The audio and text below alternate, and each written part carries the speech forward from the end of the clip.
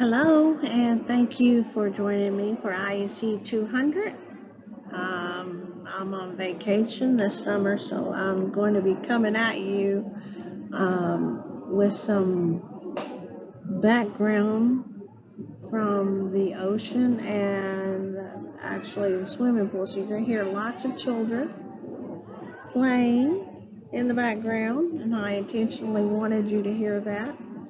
That's the sound of what we're going to be hearing in our child care centers. Children playing and why we want them to play and how to work with them in their guidance or their discipline as we move forward and begin to teach them. The cool thing that we need to think about is how are we as teachers in early childhood, how are we actually going to be switching our mindset from using the word discipline and thinking of it as a punitive form of punishment to getting our mindset into discipleship or guidance.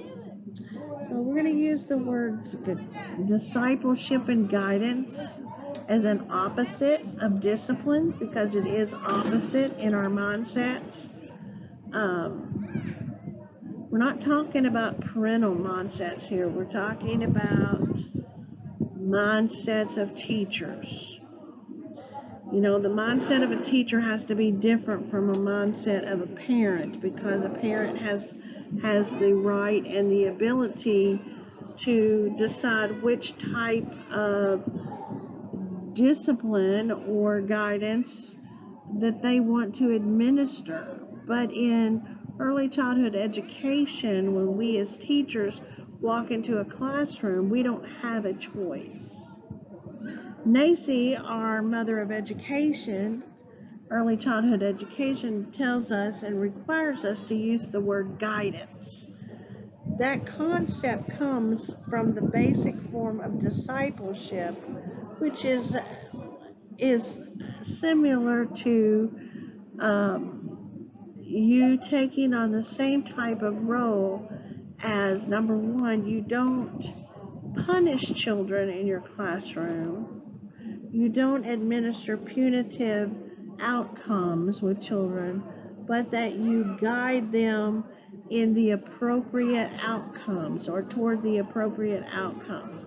For instance, if a child is, two children are fighting, ooh, that's thunder. Do you hear that thunder? Two children are fighting over a block. You know, the first thing that we want to do is walk up to them and say, who had the block first? Well, then you give that block back. That is a punitive way of dealing with children when they have taken a block away, and saying to the child, well, you give the block away and now you go sit over here in the corner and you be quiet for 5 minutes and don't you dare make a sound. Okay, so what would be the discipleship portion of what I just talked about? The discipleship mindset would walk up to the child and basically help them understand that taking toys away from another person is not a friendly thing to do or an appropriate thing to do. So what should we do to disciple those two children? First of all, the child who was playing with the block, should they even have guidance in this? Typically, it's the child who's taking the block that we want to focus our discipleship on. We want them to begin to feel empathy. In other words, we want them to feel the feelings of the other person. What does it feel like for somebody to take your block away? If this was your block, how would you feel? And what would you want done to yourself? in this situation. So here we are guiding the children to begin to understand the relationship between thinking about how they want to live their life. We're helping them create an atmosphere of giving and empathy for other people so that it's not so self-centered. So when I think of the word discipleship, I think of, from a Christian standpoint, and I hope that I'm not offending anyone when I say this, but this is my own personal view of discipleship, is when we think from a biblical standpoint and we read the Bible. And when the Bible tells us that we need to love one another as Christ loved us, it says, that we need to esteem others higher than we esteem ourselves. Those are basic moral principles that guide the empathy of other people. So I believe that the guiding moral principles of discipleship is for children to learn how to express their feelings in an appropriate way, but also express their feelings and feel what others feel when things are done wrongly to them.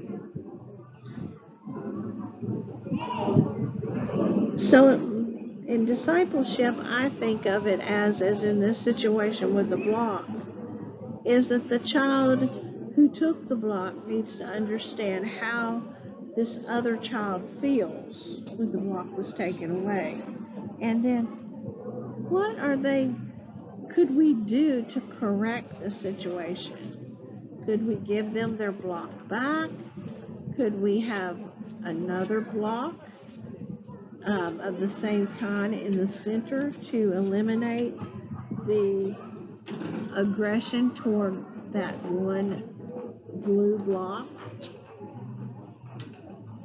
Are we as teachers setting up the environment appropriately so that children don't have to fight over two blue blocks? If we only have one blue block in the center, then I would say that we're not appropriately setting up the center to establish the fact that two or more children can play with the same block or the same kind of block. If we have 2 blocks or 3 blocks or 4 blocks. So depending on what the outcome is and what we want to do, that's exactly how we need to look at our children. So discipleship is our key. Guidance is our key note that says, how are you going to guide these children to become productive people in the United States? So let's talk about that for just a second. And I know I'm staying on this slide for a few minutes, but this training is actually going to called Connect the Dots. We're going to be doing this over the course of the semester. And so the dots are divided into 4 dots. Let's go ahead and go. Okay, so here we are with the outline of what we're going to be looking at the rest of the semester. So here you have looking at 4 dots. And today we're just going to be looking at this overview, and then I'm going to start on dot 1. So dot 1 is talking to you about ensuring supportive environments. Dot 2 is going to talk to you about encouraging positive behaviors. And dot 3 is emphasizing positive discipline. Dot 4 is embracing unique stressors. So trauma-based type things are dealt with in dot 4. And then there'll be a closing. So in essence, we're looking at these 4 dots and they're different colors. And so when I began to talk about discipline versus discipleship and guidance, I want you to see on one hand discipline, and on the other hand I want you to see discipleship and guidance, okay? And understanding those different ones. All right, I'm going to pause here and end this opening. Okay, so here we are, we're back. This is Dr. Maria, and I'm going to be talking to you a little bit more about Connect the Dots. This is still in our orientation part of what we're learning. So I'm going to tell you what Connect the Dots comes from. It comes from the Governor's Office of Early Childhood Education. Actually, the child care awareness people are the ones who put this together. So here in Kentucky, you will hear a lot about this particular training because a lot of people are using this to actually address challenging behaviors that they're dealing with in Kentucky. So this is a specifically Kentucky-based training. I am a level 5 trainer, so I can give credit for this training at the end of your course. And we can do that if you want to, because we're going through the training just as it is. So not only can you get your 45 CEUs, you can also get a 3-hour training to go into your child care record if you want me to do that for you, because I am a level 5 trainer. All right, so this just kind of gives you the connection there of where this is coming from and what we're going to be talking about. So this comes from the pyramid model for supporting social emotional, and I do want to point out that this is Dr. Hemmetter's pyramid of social emotional, and we are going to be talking, you're going to be hearing that acronym in early childhood coming up called TPOTS. And the TPOTS is an assessment tool that Dr. Hemmetter and from the University of Vanderbilt has created, and Kentucky has adopted the TPOT method. It's just in the baby stages, is being introduced to Kentucky. So you're going to be on the cutting edge of that, and it is based upon this pyramid of supporting social emotional learning. So what does the pyramid say to us? First of all, we look down at the bottom. It's telling us basically that in order for us to have an effective workforce, that's you and me. In order for us to be where we need to be, then we need to be an effective workforce. That means we need to be educated. We need to have knowledge under our belts on how to teach children, how to approach children in the appropriate way, and do that according to the NAEYC standards of learning. So the effective workforce is you and me. It's basically those of us who enter into the classrooms every day, and we begin to look at our Kentucky children through universal eyes. That's what the next step is, the green step. And so we want, in Kentucky, we want to have nurturing and responsive relationships with our children. This is a universal promotion. All children in our classroom learn, and NAEYC says all children in our classroom deserve to learn, and they deserve to have nurturing and responsive relationships. So what does it mean to be nurtured? It means to support and respond with relationships that are caring and that want to move the child forward in their growth, either socially, emotionally, or physically, or cognitively. You're not looking at one part of the child, but you're looking at the whole child in a group setting. So to be that supportive and nurturing person that responds with a relationship of understanding that we are working toward discipling that child and guiding that child toward becoming a productive citizen in the United States, then we have to model those types of relationships in front of the children so that they can pick up on what's happening. The second part of that is that we have to have high quality supportive environments. So environments includes not only the child care toys in the center, but also the behavioral components within the child, within the classroom. For instance, when I was talking about the little boy fighting over a block, a green block or a blue block, well, how many blue blocks do we need in the classroom so that everybody can have a blue block? Or at least 5 or 6 of our children can have a blue block. So how many dolls do we need? How many sand stations do we need? And I'm not saying you have to have one for every child, but I'm saying that when we go to think about our guidance limits, our what's called rules, and we get that word out of our mouth, we erase rules and we call them guidance limits. Okay? So in other words, we are establishing what the rule is for a particular center or for our classroom, and it's called a limit. In other words, we're making a choice.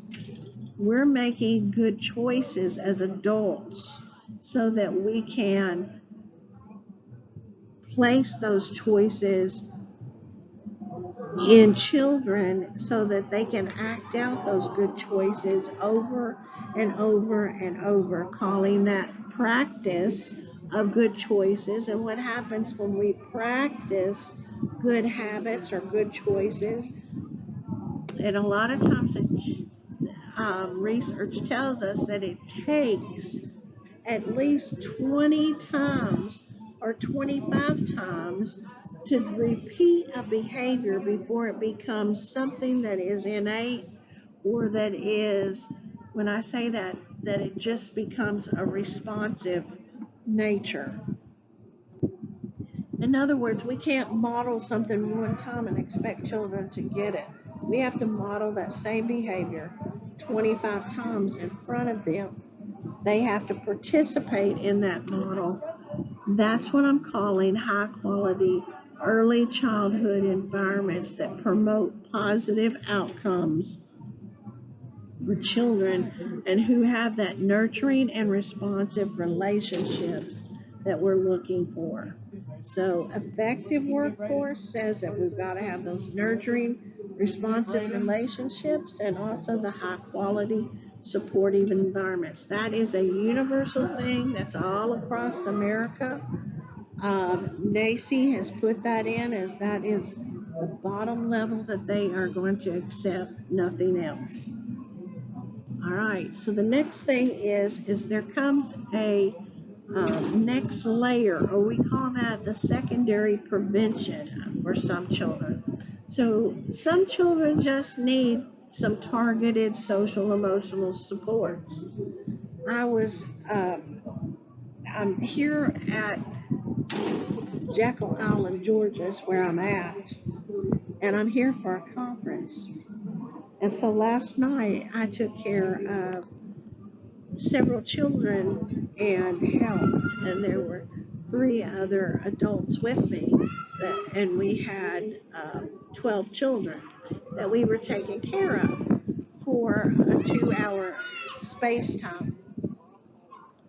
There was a young boy, and let's just call him um, Graham for right now, and that's because I just ate a graham cracker. So let's call him Graham. And so Graham, you could tell that he was on the OCD autistic level. He's about 8 years old, and he was with us. Okay, and Graham needed some secondary targeted social emotional support. You could tell he was different. You could tell he was responding to noises a little different. He was walking around. He was twirling. He was doing those obvious things that happen we're on the spectrum somewhere. So, I walked up to him and I held my hand out. Well, he didn't want to shake my hand. I said, "That's okay. Give me knuckles." And so he said, "Why?" I said, "I just wanted to say hi. Hi, Graham." And he said, "How do you know my name?" I said, "Well, I read your name tag." He said, "I'm not supposed to talk to strangers."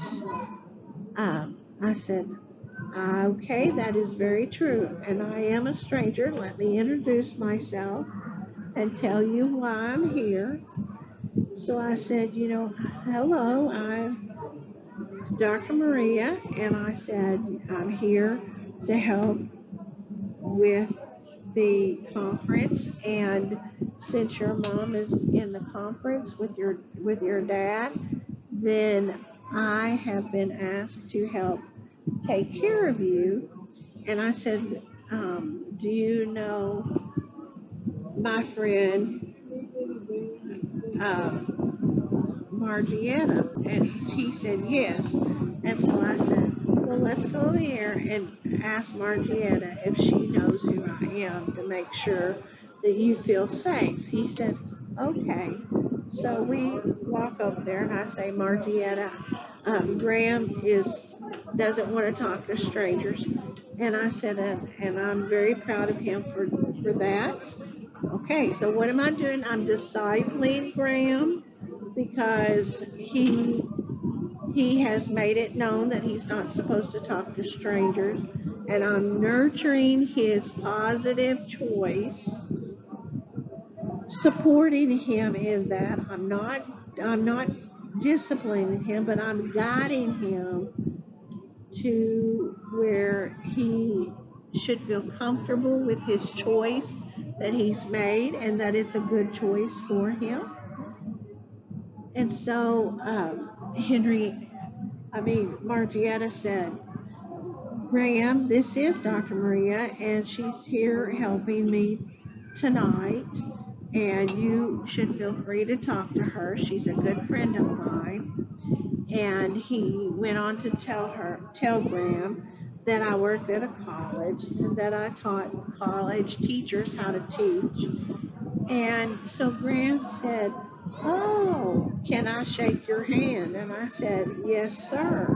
See, I was using my manners with Graham because I wanted to ensure that Graham understood that I was being polite to him and what politeness was. I was mimicking the behaviors that I wanted him to see, and I wanted him to hear and to feel supportive in his role. So Graham ended up shaking my hand. That's what we're talking about when we're talking about targeting social emotional support.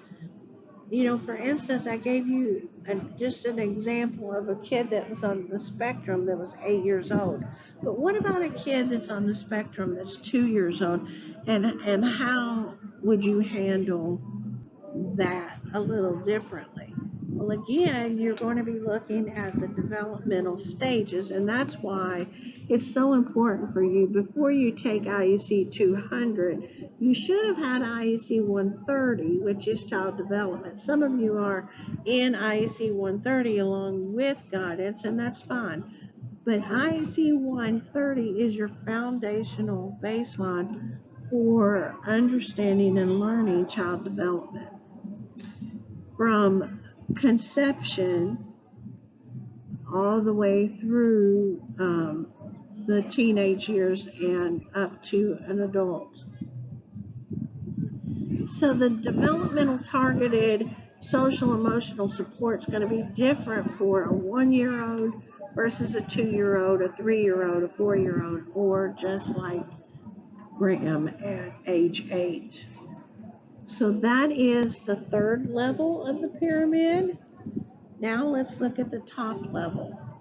So these are trauma-based intervention that need to happen for kids that are severely traumatized. And when we talk about kids that are severely traumatized, we're talking about adverse childhood experiences, or sometimes we use the terminology, what is their ACE score, which stands for adverse childhood experiences. So what have they been exposed to in the territorial part of that? Now, that could be fetal alcohol syndrome, that could be a cognitive delay, that could be hearing impairments, that could be a number of different types of things. Children may have been sexually abused or just socially and emotionally damaged through parenting skills or through a trauma situation that happened at a child care center or something of that nature. So again, very few children are going to be hitting this red portion of the pyramid. However, I will tell you this, that, Kentucky is known for its intense intervention. Sorry, but we are.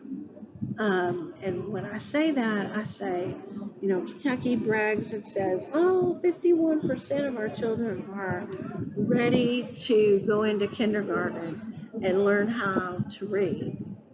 But what about the other 49%? 49% of our kids in Kentucky are not ready socially or emotionally to enter kindergarten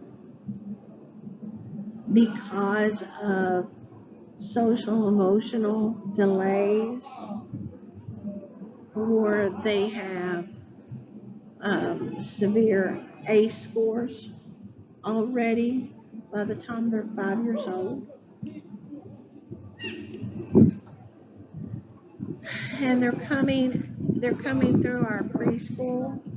And I know you guys know what I'm talking about, because many of you are talking to me about this and saying, I don't know how to deal with these kids.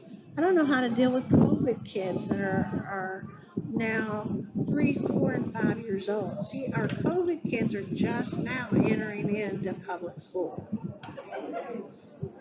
So we've got kids that were not even out of the house for 2 years. That means they had no social intervention for 2 years except TV, iPads, and their mom and their dad. If they're lucky that their mom and dad was there. Most of the time it was one or the other parent. You can't always say, it was the mommy that took care of the child, because that's not true. There's some really good daddies out there that have stepped up and have taken control of their children and parented them correctly while the mothers weren't there. So here we go into this tailspin that we don't even know the effects of what COVID has done to our kids, not only on top of the sexual and emotional abuse that usually happens within a state, not to mention the alcohol rate, not to mention the birth defects that are out there because of the alcohol, or because of a genetic disorder, or because of whatever. The child still is suffering from one or the other. Okay, so there is the Dr. Hemmeter's pyramid model of supporting social emotional. And I should show you a picture of Dr. Hemmeter and I. I just got to meet her back at the Seeker conference in March, and where was I? Chattanooga, Tennessee, and she was one of the speakers. She was fabulous. Okay, so in Kentucky, we use this phrase, Kentucky strengthening families. So Kentucky strengthening families is, let's look at the tree here. We have parental resilience, we have social connections, we have knowledge of child development, concrete support in times of need, social emotional competence of children, and nurturing and attachment. So when we talk about strengthening families, we're talking about those core 6 subjects, and that is a whole training all in itself, dealing with each one of those 6 categories. Right now in 130, you guys are dealing with knowledge of child development. That's a strengthening families part. We are going to be in IEC 200, we are going to actually be touching all 6 of them in some form or fashion. So we won't become experts in all 6 of them, but we will become illiterate, have a literacy-based knowledge of all 6 of them, okay? All right, so what does strengthening families talks about? It talks about the protective factors that nurture and bring attachment to children, so that families ensure children feel safe and they feel loved all at the same time. What it also talks about is how the children have social and emotional competence. In other words, families teach children how to have healthy relationships. Graham had obviously been taught how to have a healthy relationship, and he was following through with that by not talking to a stranger, or not shaking a stranger's hand or touching a stranger. He wanted to feel safe. So we were reciprocating that, displaying the fact that Graham needed that. So connects the dots is based. It's like if we were building a house, its basement would be strengthening families in Kentucky. It would take those 6 protective factors, and it has come out with 4 ways that we can say well-being, well-doing for young children, okay? So it's taking emotional, positive behaviors, turning those into emphasizing positive discipline, embracing unique strengths, and ensuring supportive environments. Number 1, and we just went through those, all 4 of those. Sorry about that, I got ahead of myself. So what our hot button question is how much much did you all know of this? How much have you heard the term teapot shit? Number two, have you heard about connect the dots? What does that mean? And number three, have you heard about strengthening families? So, thinking about that, um, you know, what are the positives and what are the negatives of us learning about guidance and changing our mindset?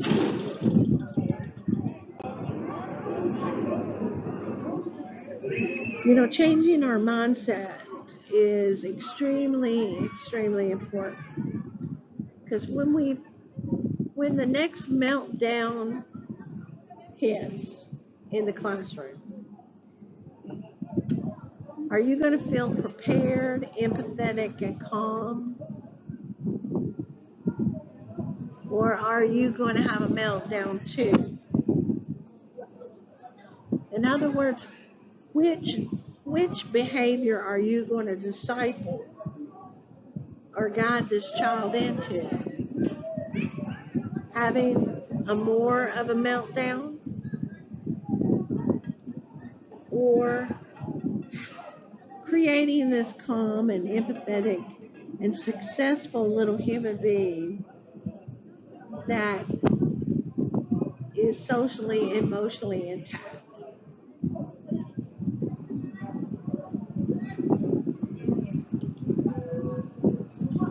We can wave our magic wand,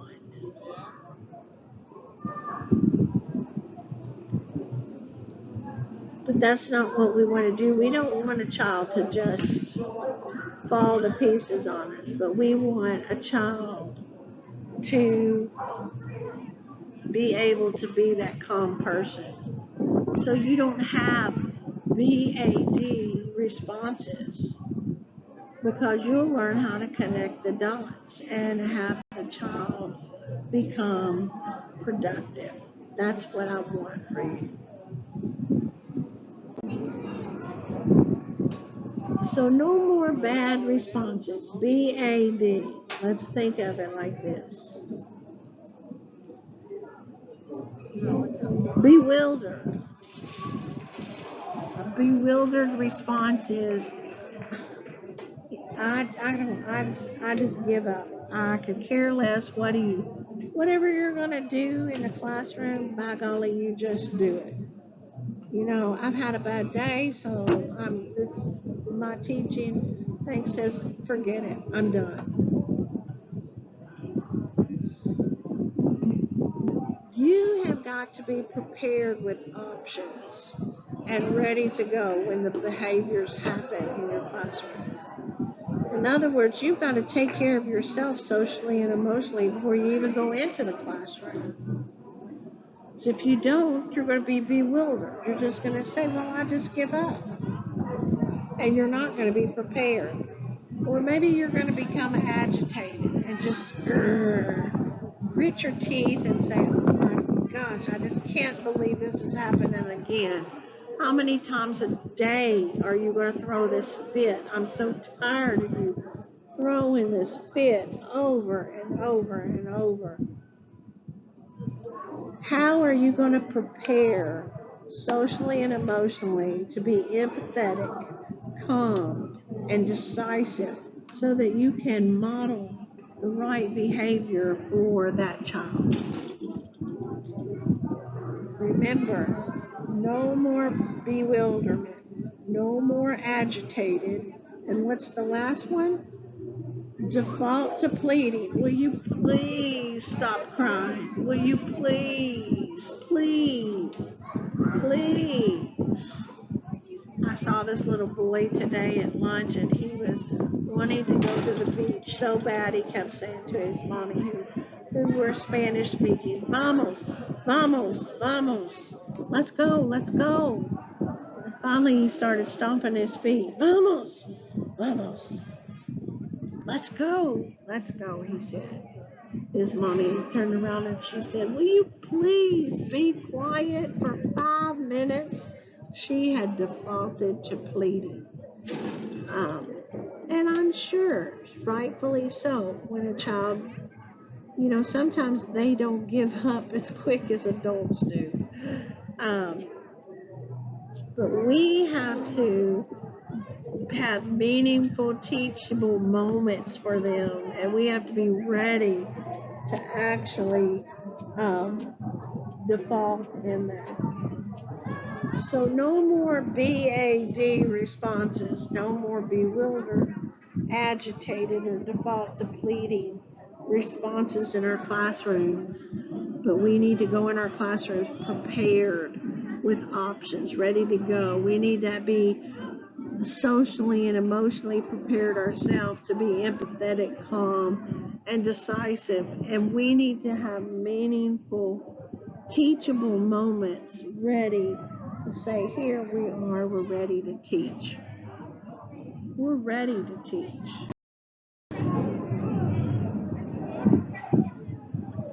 The military is ready to go. They've been taught children need to be ready to go too.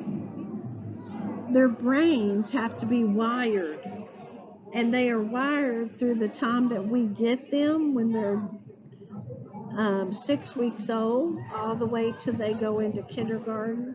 Their little brains have wires, and these little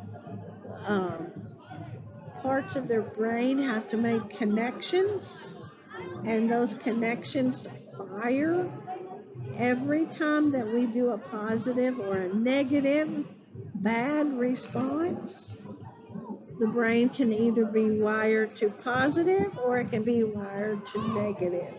We want our brains to be wired to the positive. This is an example of a brain at birth. Obviously, you see the stems in the brain are not there. But after they go into first grade, look at all the connections that are made between the wires in the brain. But then they start to decrease by the time they're 14, because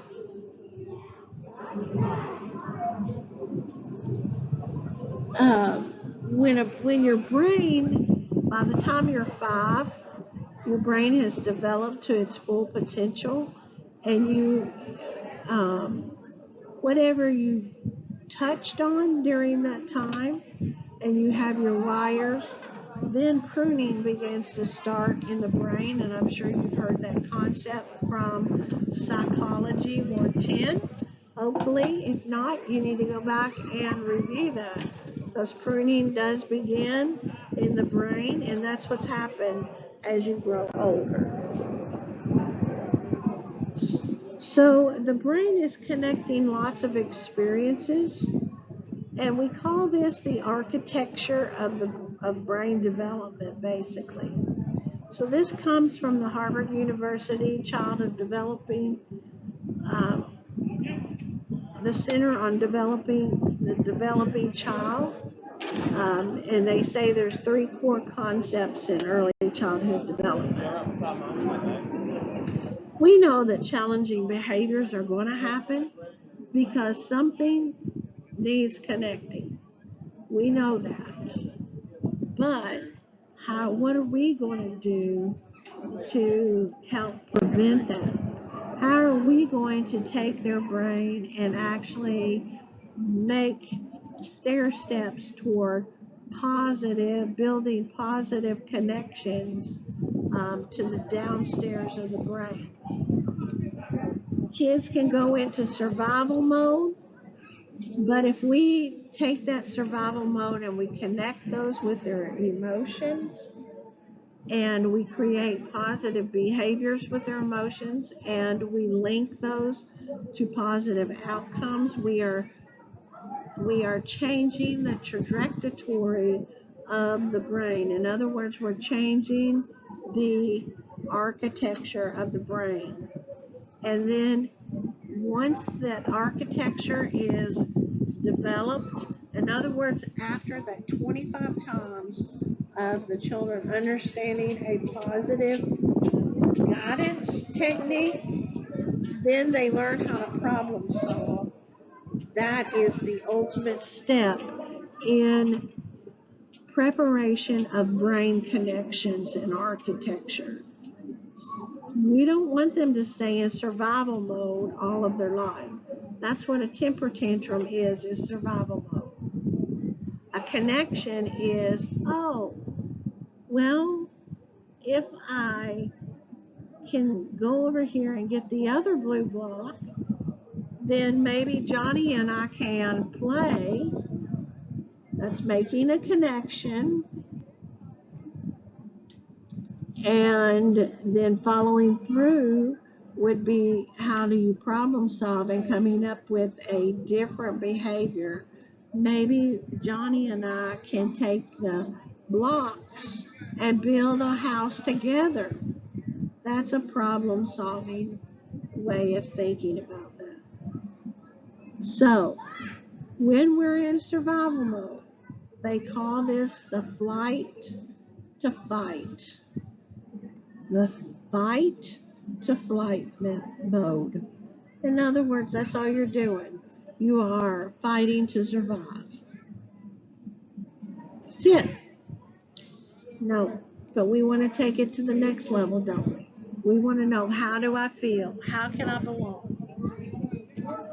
What has the past taught me?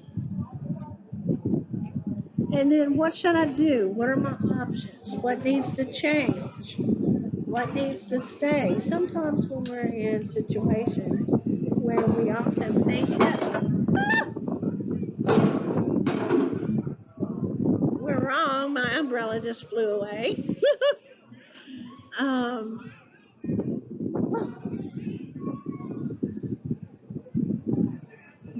I don't know if I want it back.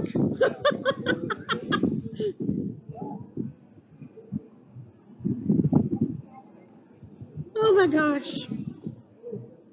I'm so glad it didn't hurt Moses. Moses is a dog that's sitting right over here. I'm in lecture right now. Oh my gosh. Oh. I was going to say, I think I probably scared my students more than I scared myself. All right, so Dr. Maria's fine. Thank you so much, sir. I'm just going to tighten it up a little bit, okay? Okay. Yeah, it was not tightened at all. Oh. That's what it was. Whew. Okay. It's funny, I was just talking about fight to flight. All right, so I'm back. Okay, so what should I do? What are my options and what needs to change? All right, let's move on here. So when was the last time you heard the term flipped your lid?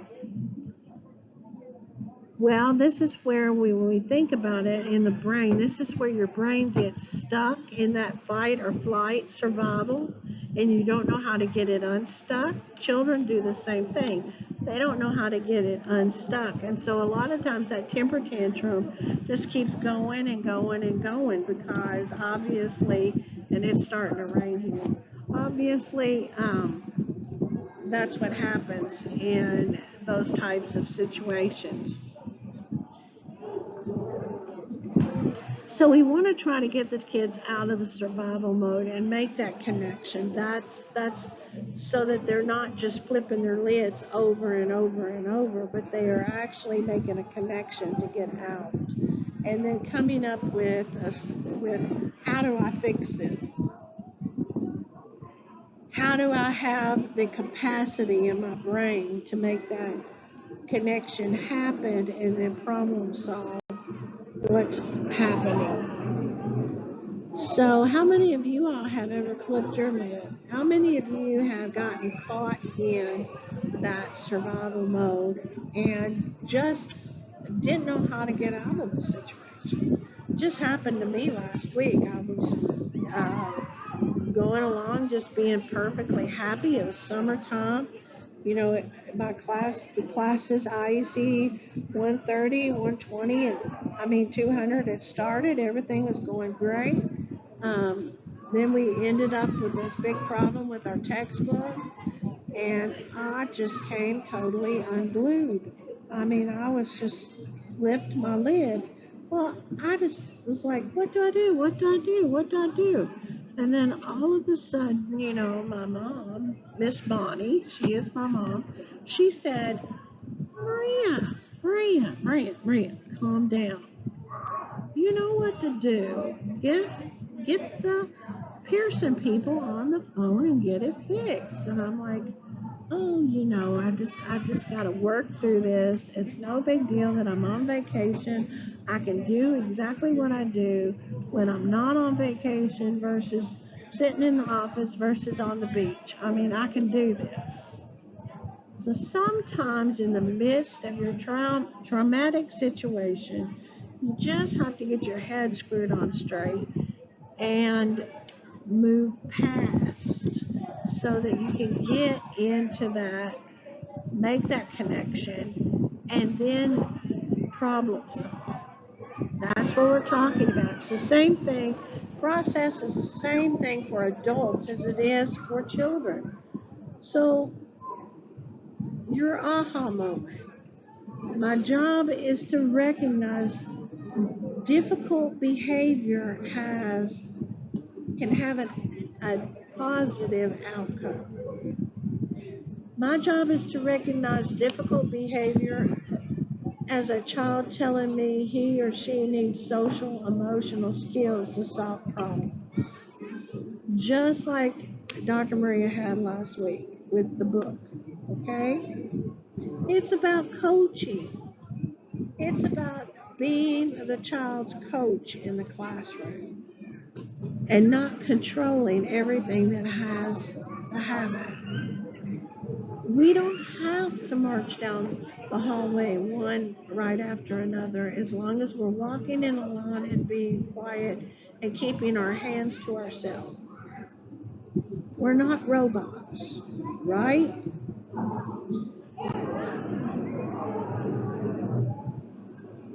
We need to take that child who just feels like they're just totally out of control and keep them. You are safe. You are loved and wanted. I'm going through the dots. You have choices to make because you're a choiceful person and you know how to make good choices, and you have strengths, and those strengths are going to provide you with a base of making a decision that's going to wire your brain so that you can feel safe and happy and not bewildered. This is not an emergency. Everybody's safe. This child is being reassured that they are okay. I have choices, I have tools, and I have resources because my teacher is showing me those different choices and resources, and I have unique strengths that I can use in this situation to be who I am.